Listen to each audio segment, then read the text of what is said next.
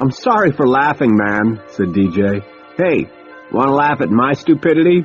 Take a look at my sub's mechanical arm." Jonas looked up. The steel cable had wound in a dozen chaotic loops around the 6-foot mechanical limb, so much so that the arm was barely visible beneath the cable. "DJ, that's not funny. You've got a lot of untangling to do before you can free yourself up." "Don't worry, I can handle it. You work on clearing those rocks." Jonas lowered the mechanical arm, trying to focus on the task at hand. Masao had been right. All of them had. He had hallucinated, allowed his imagination to wander in the abyss, violating a major rule of deep-sea exploration. One mistake, one simple loss of focus, had cost the lives of his crew and his reputation as an aquanaut. What was left for him now? Jonas thought about Maggie. She'll want a divorce, no doubt.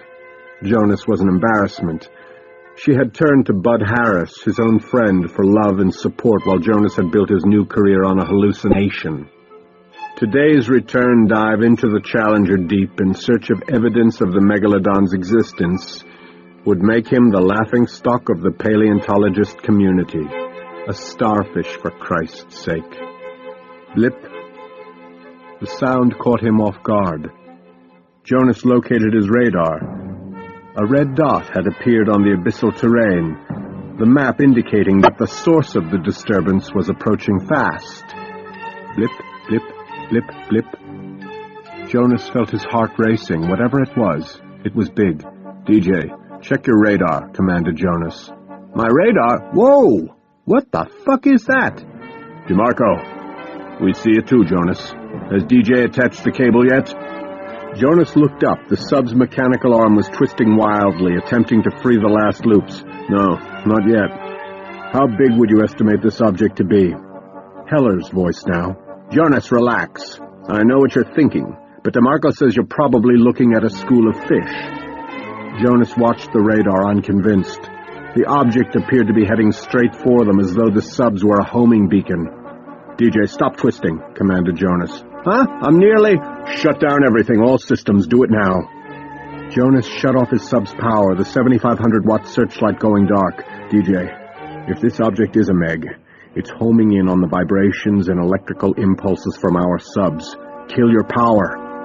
DJ's heart raced. He stopped twisting the mechanical arm. "Al, what should I do?" "Taylor's crazy. Attach the cable and get the hell out of there. DJ!" Jonas stopped speaking, his eye catching sight of a massive object circling less than 500 yards away. It was glowing.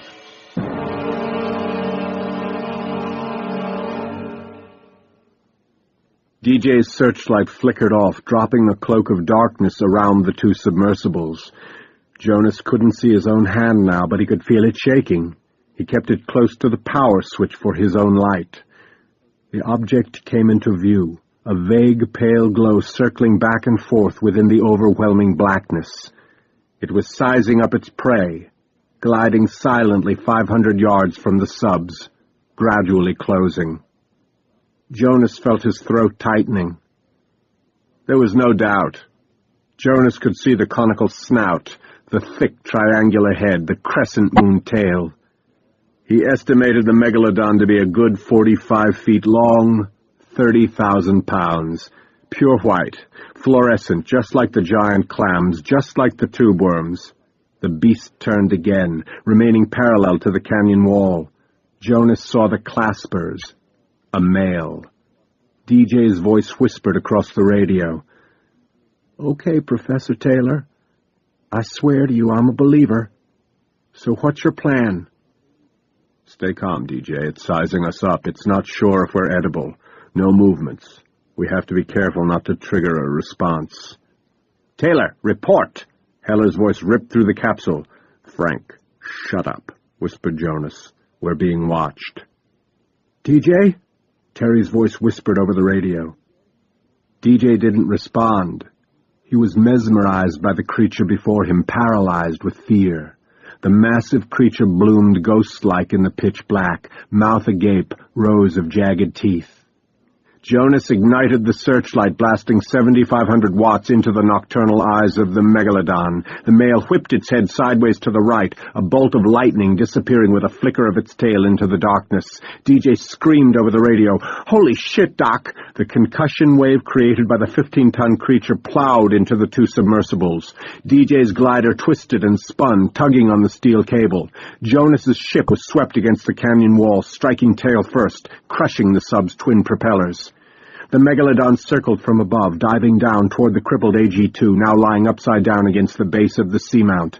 Jonas opened his eyes as the approaching glow filled the capsule.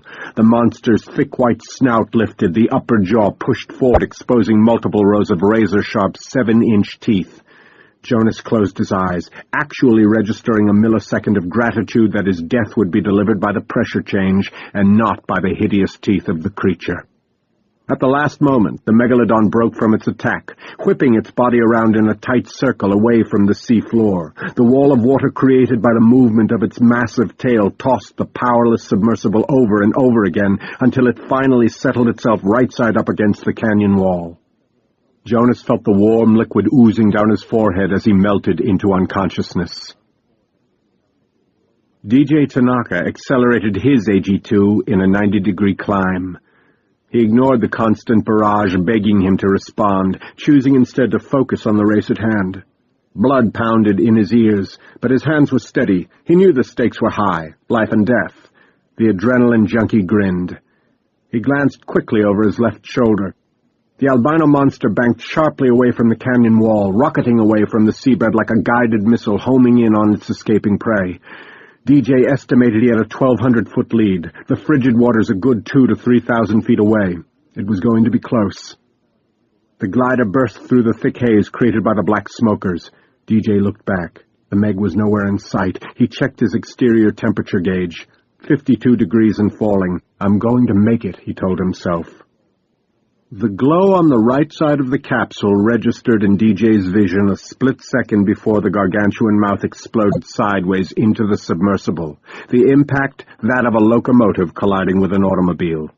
Spinning upside down in complete darkness, DJ tried to scream, the sickening crunch of ceramic and Lexan glass deafening his ears as his skull imploded and crushed his brain. The megalodon snorted the warm blood into its nostrils, its entire sensory system quivering in delight. It rammed its snout farther into the tight chamber, unable to reach the remains of DJ Tanaka's upper torso. Clutching the crippled sub in its jaws, the male descended toward the tropical currents below with its kill. Jonas came to in complete darkness and an all-consuming silence. A sharp pain shot up his leg. His foot was caught on something. He worked it loose and turned his body. A warm liquid had drained into his eye. He wiped it away. Blood, he realized, though he could not see his hand in front of his face. How long had he been out? The power had shut down, but the compartment was steaming hot. I must be lying on the bottom, Jonas thought. He flipped the power switch, but nothing happened. The AG-2 was dead in the water. From above and outside the sub he saw something. A flare of light refracted in the plexiglass.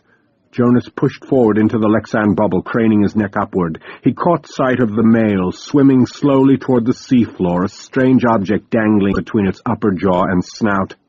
"Oh, God!" Jonas cried out, recognizing the remains of the glider. DJ's submersible dangled from the predator's jaws, the steel cable still attached, the slack now looping and winding itself around the megalodon's torso. Frank Heller sat frozen in his chair. "We need to know what's going on down there," he said, pointing at the blank monitors. Terry continued in vain to make radio contact. "DJ, can you hear me? DJ!" DeMarco was speaking rapidly with Captain Barr over an internal phone line. He and his crew were stationed in the stern, manning the giant winch.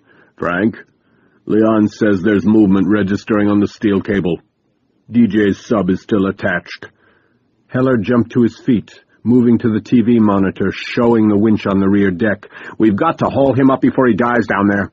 If he's lost power, we're his only chance." "What about Jonas?" Terry asked. "We have no way of reaching him," DeMarco answered, "but we might be able to save your brother." Heller leaned forward in his console and spoke into the mic. "Leon, are you there?" Leon Barr's voice boomed over the speaker. "You ready to haul him up? Do it!" Jonas froze, watched as the male passed directly overhead, its belly quivering as its jaws opened and closed. The ravenous predator continued to torque its snout into the remains of the submersible, unconcerned about the steel cable that now encircled it. Jonas focused beyond the creature, catching a shadow of movement. The slack was being taken in from above.